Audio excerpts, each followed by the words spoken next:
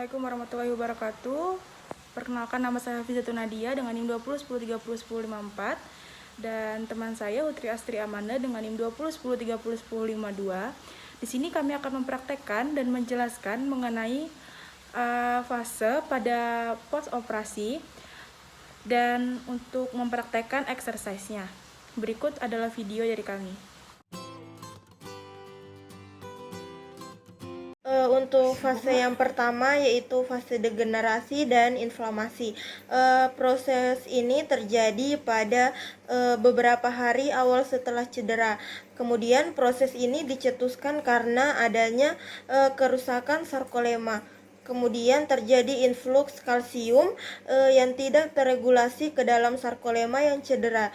Jumlah kalsium dalam sitoplasma yang berlebihan menyebabkan enzim protease dan hidrolase teraktivasi sehingga terjadi kerusakan sel otot serta mengaktifasi berbagai enzim yang mendorong terproduksinya substansi mitogenik bagi sel otot dan sel imunitas.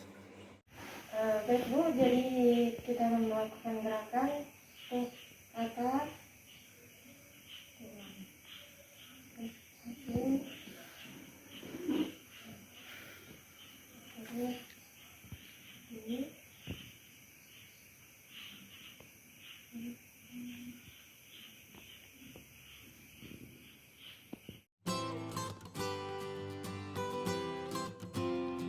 Untuk fase 2 yaitu fase regenerasi dan perbaikan. Regenerasi sel otot dimulai pada 4-5 hari pertama setelah kerusakan dan memuncak setelah 2 minggu. Kemudian secara gradual akan menurun pada 3-4 minggu setelah terjadi kerusakan. Fase ini terdiri atas 2 tahap, yaitu regenerasi sel otot dan pembentukan jaringan ikat atau fibrosis. Sel otot merupakan sel postmitosis yang tidak memiliki kapasitas untuk membelah. Pada keadaan cedera, sel otot yang rusak tidak mampu diperbaiki tanpa kehadiran sel prekursor myogenik, yaitu sel satelit. Tahap regenerasi ini terjadi karena masih adanya sel-sel satelit yang berada di bawah lamina basalis sel otot. Pada sel otot dewasa, sel satelit berada pada status istirahat.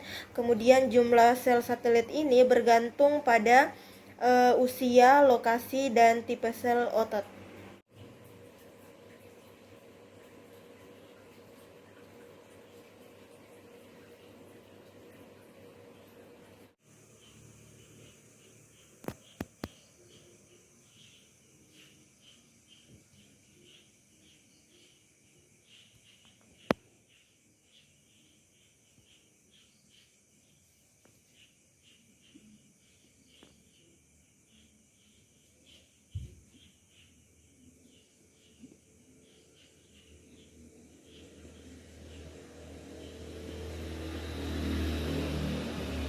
Baik, pada fase ini tangan fisioterapis yang satu berada di bawah scapula, yang satunya berada di shoulder. Kemudian ditekan seperti ini.